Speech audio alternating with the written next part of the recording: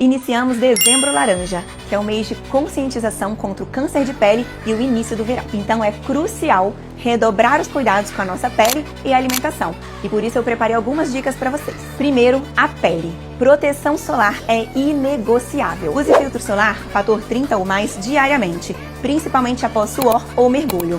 Sempre evitar o sol também de 10 às 16 horas. Busque sombra, use chapéu, óculos, o máximo que você conseguir tampar é melhor.